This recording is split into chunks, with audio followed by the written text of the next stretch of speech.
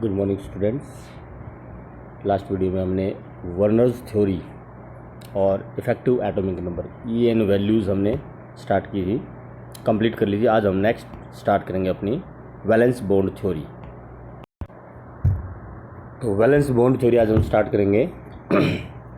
जो main points है valence bond theory के, a central metal loses requisite number of electrons and forms the cation and the number of electron lost corresponds to the valency of the resulting cation। जो primary valency हमने Werner's theory में की थी, यहाँ पर उसी valency का जिक्र है कि जो सेंट्रल मेटल एटम है या आयन है, सेंट्रल मेटल एटम है, वो इलेक्ट्रॉन लूज करके मेटल आयन बनाता है।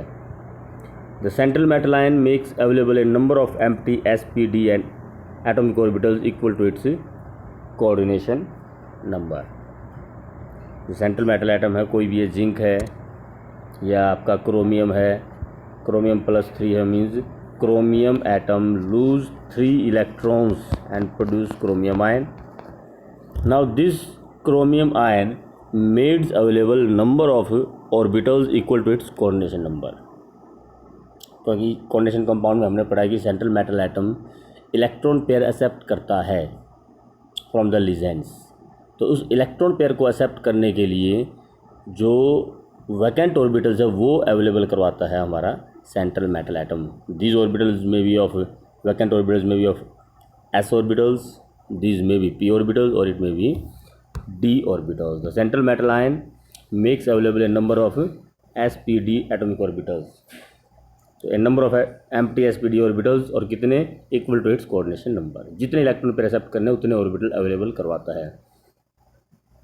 These vacant orbital hybridize together to form hybrid orbitals which are same in number as the atomic orbital hybridized together। ये हमारे हाइब्रिडाइजेशन में था ही कि जितने एटॉमिक ऑर्बिटल्स कंबाइन करते हैं उतने ही नए हाइब्रिड ऑर्बिटल्स प्रोड्यूस होते हैं। These hybrid orbitals are vacant, equivalent in energy and have definite geometry। Geometry क्या ज्योमेट्री होती है उसकी? अगर आपका है sp3 hybridization, the geometry will be tetrahedral. क्या ज्योमेट्री होगी वो डिपेंड करता है हाइब्रिडाइजेशन कौन सी है। टेट्राहेड्रल होगी अगर sp3 है, और अगर आपकी dsp2 है it will be square planar. It will be square planar. If it is sp3d2 और d2sp3 then it will be octahedral. तो ये आपकी ज्योमेट्री जो कि आपकी मेनली पढ़नी है। sp3 tetrahedral, dsp2 square planar and sp3d2 या d2sp3, इनमें से कोई भी हो then it will be octahedral. So vacant orbital hybridize together to form hybrid orbitals and these hybrid orbitals have equal energy and have definite energy, definite geometry. The non bonding metallic electrons metal electrons occupy the inner orbitals and they do not take part in hybridization। जो non bonding electrons हैं वे inner orbital occupy कर लेते हैं या and do not participate in hybridization and the electrons are grouped in accordance with the hertz rule maximum multiplicity। however under the influence of strong ligands they may be forced to pair up against the hertz rule. मतलब यहाँ पर hertz rule follow किया भी जा सकता है और हो सकता है कि यहाँ पर हर्ट्ज रूल फॉलो ना हो। क्या मतलब है? 11th में हमने हर्ट्ज रूल किया था, अगर आपके D में if there are 5 electrons in the d orbitals they will be 1 in each with parallel spin. Pairing तब तक नहीं करेंगे जब तक सब में एक एक इलेक्ट्रॉन नहीं हो जाता विद पैरेलल स्पिन। लेकिन यहाँ पर हर्ट्ज रूल को हम वायलेट भी कर सकते हैं। अगर आपको कोई स्ट्रॉन्ग लिजेंड आ जाता है तो वो इनको फोर्स कर देता है अंदर पेयर होने में, इस तरह से। तो हर्ट्ज रूल में भी फॉलो और हर्ट्ज रूल में नॉट भी फॉलो, दोनों ही यहाँ पर ठीक होते हैं। ये आपका वैकेंट ऑर्बिटल्स होते हैं जो कि हाइब्रिडाइजेशन में इन्वॉल्व होकर लोन पेयर ऑफ इलेक्ट्रॉन को एक्सेप्ट करते हैं। These vacant orbitals will accept the electron pair. The d orbitals involved in hybridization may be either inner n-1 d orbitals or outer n-d orbitals। n-d orbitals, outer n-d orbitals या inner n-1 d orbitals। क्या मतलब है इसका? Suppose कीजिए आपका अभी हमने example लिया था, ये आपके 3D, 1 electron in each, 4s, 4p and 4d। अब अगर स्ट्रॉन्ग लिजेंड आता है, हो सकता है आपका स्ट्रॉन्ग लिजेंड आने की वजह से these electrons get paired up in inner orbitals. तो जो हाइब्रिडाइजेशन होगी वो आपकी D2sp3 हाइब्रिडाइजेशन भी हो सकती है। D2sp3 सभी पांचों के इलेक्ट्रॉन्स को अंदर पेयर्ड करके एंड D2 2D S और P3 दिस ऑर्बिटल अंडरगो हाइब्रिडाइजेशंस।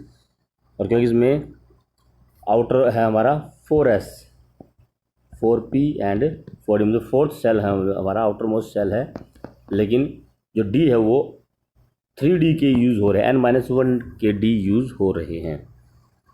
तो this are inner orbital complex.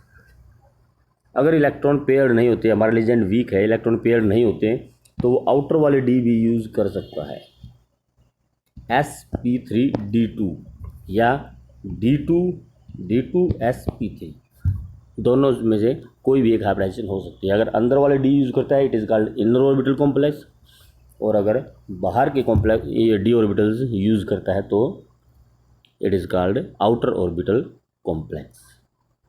अगर लिजेंड स्ट्रॉन्ग है तो इलेक्ट्रॉन को पेयर्ड करके अंदर वाले D ऑर्बिटल को यूज़ करेगा, इनर D ऑर्बिटल कॉम्प्लेक्स बनेंगे। अगर लिजेंड वीक है then it will produce use outer orbitals, क्योंकि वो इलेक्ट्रॉन्स को पेयर्ड नहीं कर पाएगा, इन इलेक्ट्रॉन्स को पेयर्ड नहीं कर पाएगा और वो आउटर ऑर्बिटल्स को यूज़ करेगा, then the complex is outer orbital complex. A legend must contain a lone pair of electron, vacant hybrid orbital of the metal ion or ion, metal atom or ion, overlap with the filled sigma orbitals of the legend to form covalent sigma bond, represented as M arrow L। इसमें arrow जो है legend से metal की तरफ होता है, क्योंकि electron पर लीजेंड डोनेट करता है और मेटल एक्सेप्ट करता है। If the complex contain unpaired electron the complex is paramagnetic in nature, whereas if it does not contain unpaired electron then the complex will be diamagnetic in nature. Magnetic character से हम ये calculate कर लेते हैं कि वो diamagnetic है या पैरामैग्नेटिक है। अगर पैरामैग्नेटिक है तो उसका मैग्नेटिक मोमेंट कितना है ये कैलकुलेट करके हम नंबर ऑफ अनपेयर्ड इलेक्ट्रॉन निकालते हैं और फिर उसकी ज्योमेट्री निकाली जा सकती है। मतलब अगर उसका हमें मैग्नेटिक करैक्टर मालूम है कि वो डायमैग्नेटिक है या पैरामैग्नेटिक, और अगर पैरामैग्नेटिक है तो उसका मैग्नेटिक मोमेंट कितना है, मैग्नेटिक मोमेंट हमारा √n इंटू n+2 से हम निकालते हैं। तो मैग्नेटिक मोमेंट अगर कैलकुलेट हो तो हमें मालूम हो, जैसे अगर मैग्नेटिक मोमेंट सपोज कि उसका √24 bm है, √24 bm मैग्नेटिक मोमेंट होने का मतलब है 4 unpaired electron, 4 into 4+2, this n is unpaired electron. तो अनपेयर्ड इलेक्ट्रॉन निकाले जाते हैं, 4 अनपेयर्ड इलेक्ट्रॉन होंगे अगर मैग्नेटिक मोमेंट √24 है। If there is only one unpaired electron then the magnetic moment will be √3 bm. If there are 2 unpaired electron then magnetic moment will be √8 bm. If there are 3 unpaired electron then magnetic moment will be √15. For unpaired electron then magnetic moment will be √24, and if there are 5 unpaired electron then magnetic moment भी √35। तो इस तरह से magnetic moment देखकर हम unpaired electron calculate करते हैं, और अनपेयर्ड इलेक्ट्रॉन कैलकुलेट करके उसकी शेप या हाइब्रिडाइजेशन कैलकुलेट की जा सकती है। ये मेन पॉइंट्स हैं वैलेंस बॉन्ड थ्योरी के। अब इसमें हम कुछ एग्जांपल्स हैं, एग्जांपल्स के थ्रू हम इसको समझेंगे। पहले मैं ले रहा हूँ इनर ऑर्बिटल कॉम्प्लेक्स, जिसमें अंदर वाले D ऑर्बिटल्स यूज़ किए जाएंगे। एग्जाम्पल आपको दिया है hexaammine cobalt third ion and this is diamagnetic. Hexaammine cobalt third and it is diamagnetic का मतलब है कि ये इसमें कोई भी अनपेयर्ड इलेक्ट्रॉन नहीं है, ऑल आर पेयर्ड। अब देखिए इसमें ज़रा कोबाल्ट की कन्फिग्रेशन क्या है। कोबाल्ट जो है हमारा एटॉमिक नंबर होता है 27, और 27 है, means configuration is 3d7 4s2, 3d7 4s2। तो ये इसकी कन्फिग्रेशन होगी। यहाँ मैं इसके एक कोबाल्ट थर्ड की बता रहा हूँ। कोबाल्ट की है 3d7,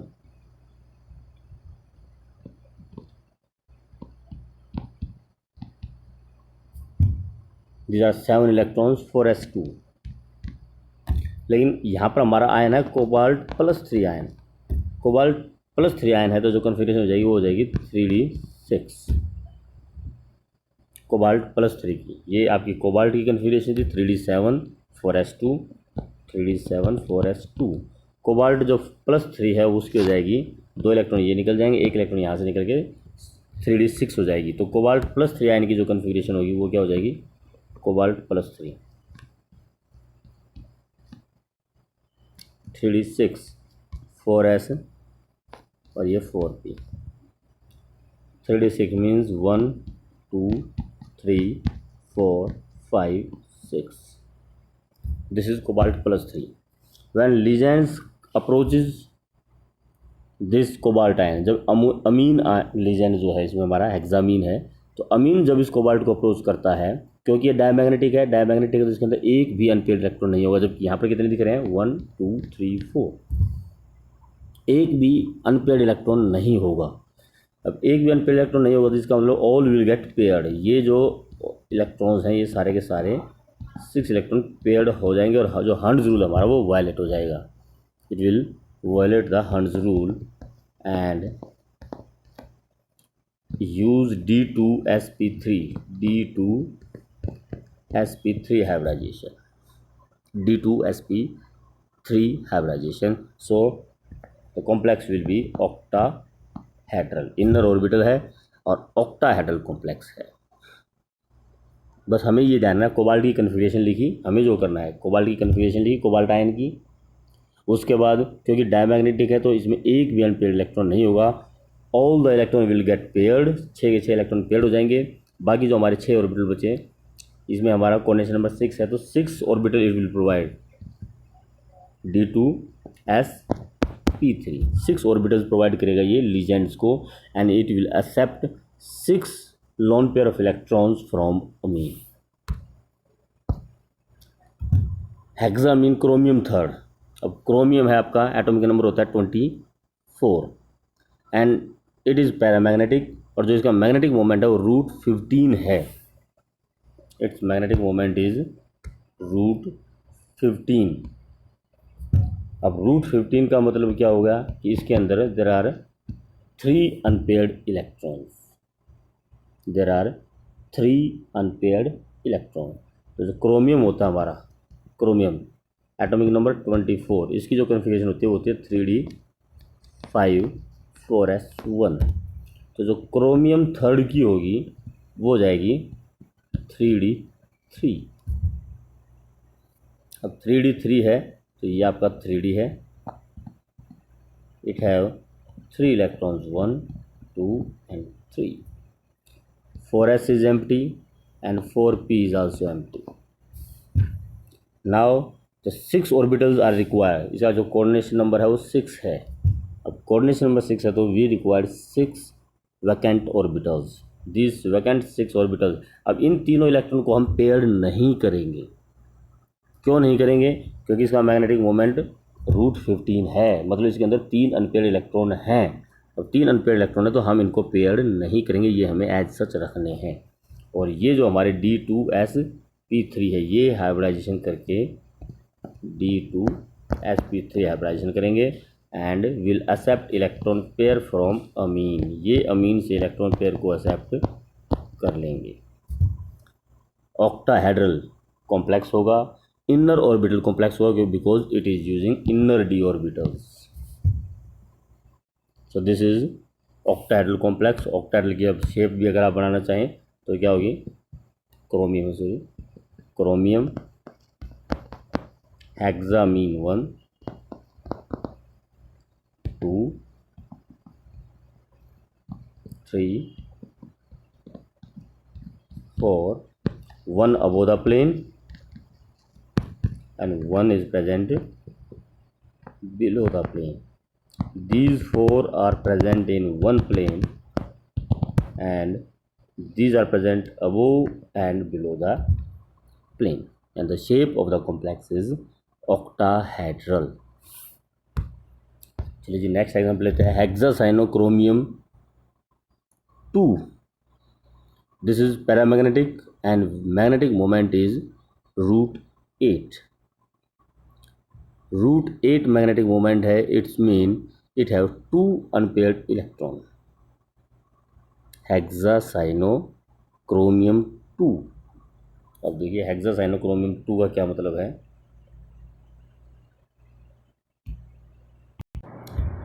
देखिए जरा, इसमें जो क्रोमियम है 3D क्रोमियम होता है 3D5 4s1. तो जो क्रोमियम +2 आयन इसके अंदर है इट विल बी 3D4 और ये 3D4 होगा आपका 1 2 3 4. Now it has √8 magnetic moment. √8 magnetic moment का मतलब देर आर 2 अनपेयर्ड इलेक्ट्रॉन, जबकि मैंने यहाँ कितने दिखा दिए 4. तो 4 है तो इसका मतलब मुझे सिर्फ यहाँ पर 2 ही अनपेयर्ड इलेक्ट्रॉन रखने हैं. 2 will get paired up and 2 will remain unpaired. And this is 3D. Now 4s and 4p. These will undergo D2sp3 hybridization. D2sp3 hybridization, inner orbital complex and octahedral shape. अब जरा outer orbital complexes भी ले लेते हैं. Outer orbital complex results from sp3d2 hybridization. अभी जो पिछली हमारी थी वो थी D2sp3. अंदर वाले D थे 2, फिर उसके बाद बाहर वाला S और P. इस बार आउटर के ही S, P और D यूज होंगे. Using outer D and outer S and P orbitals are called outer orbital complexes. Example देखिए इसमें, hexafluorido cobalt 3rd. Hexafluorido cobalt 3rd. It is paramagnetic with magnetic moment √24. Now magnetic moment √24 है. Its mean unpaired electron is 4. पहले तो हमने यही निकाल लिया है, शुरू में बता दिया था कि अगर आपका मैग्नेटिक मोमेंट √3 है 1 इलेक्ट्रॉन पेयर, √8 है 2 अनपेयर्ड इलेक्ट्रॉन, √15 है 3 अनपेयर्ड इलेक्ट्रॉन, √24 है 4 अनपेयर्ड इलेक्ट्रॉन एंड √35 है तो 5 अनपेयर्ड इलेक्ट्रॉन. तो इसमें हमारे √24 means there will be 4 unpaired electron. तो हेक्साफ्लोरिडो कोबाल्ट 3rd.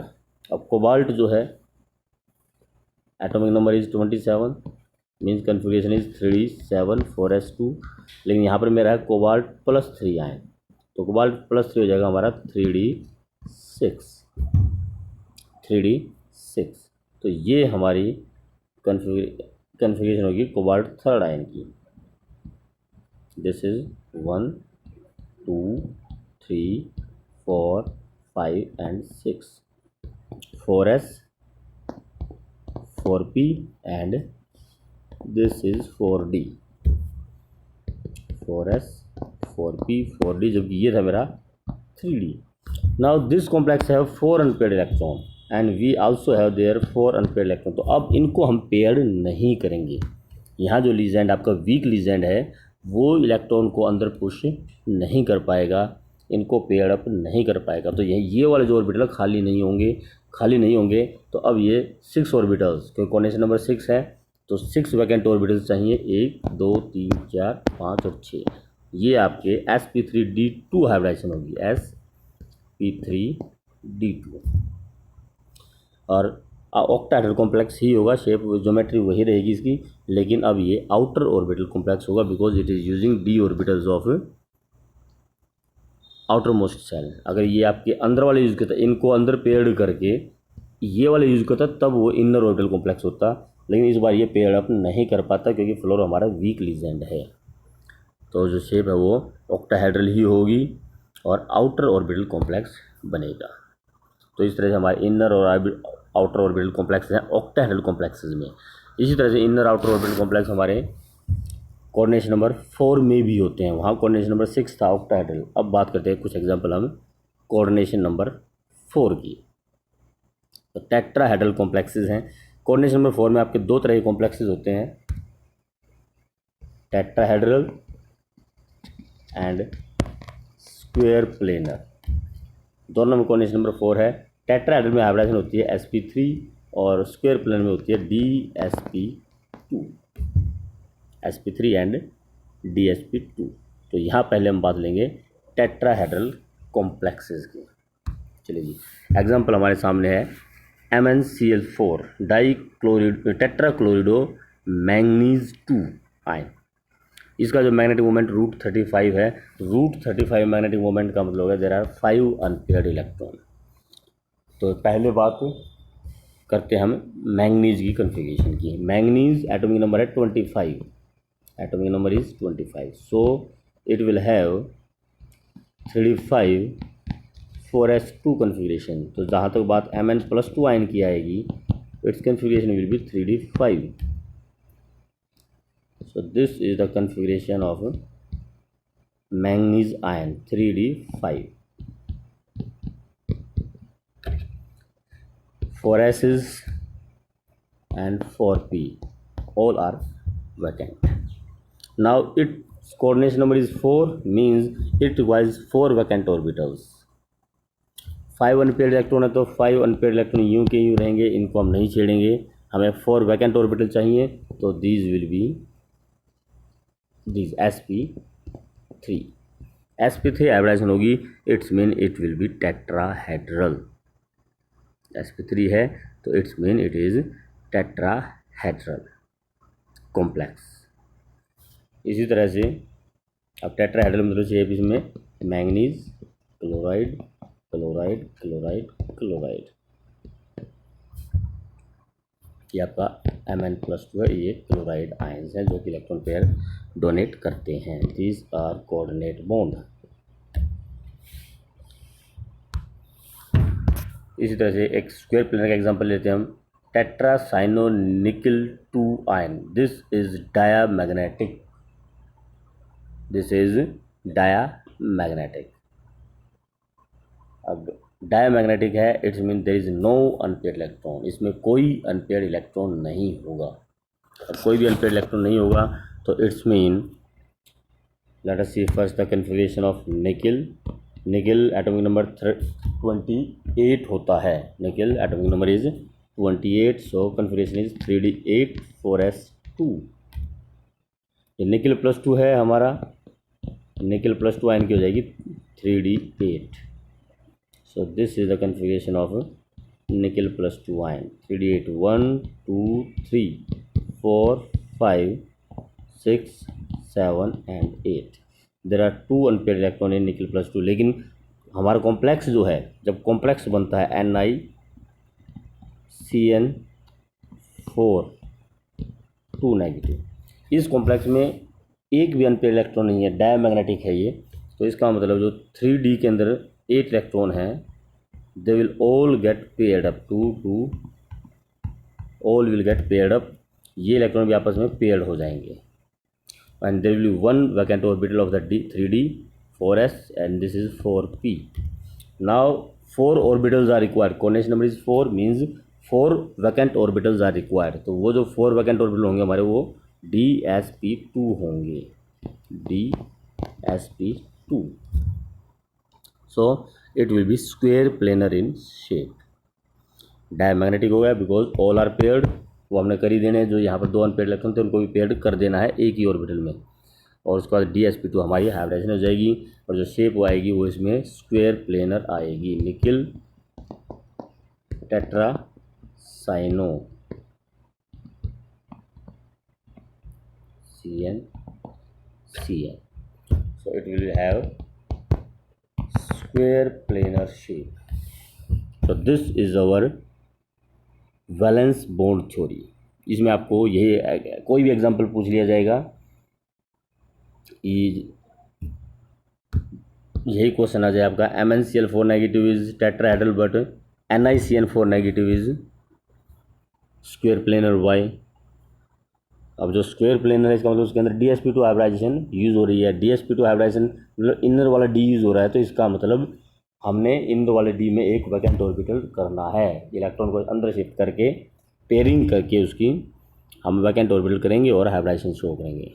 लेकिन अगर आपकी पैरामैग्नेटिक आ जाता है तब आपको इलेक्ट्रॉन पेयर नहीं करने, आप बाहर वाले D ऑर्बिटल्स को ही या बाहर वाले 4 ऑर्बिटल को ही यूज़ करके sp3 हाइब्रिडाइजेशन दिखाओ या sp3d2 दिखाओ। तो इस तरह से इसमें एक्सप्लेन की जाती हैं square structures according to valence bond theory. Hybridization के अकॉर्डिंग चलता है इसमें आपका।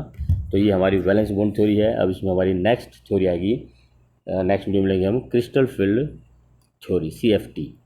लास्ट थ्योरी है, उसके बाद आपका चैप्टर भी कंप्लीट हो जाएगा। तो आज यहाँ तक इसको आप कंप्लीट करें। Thank you.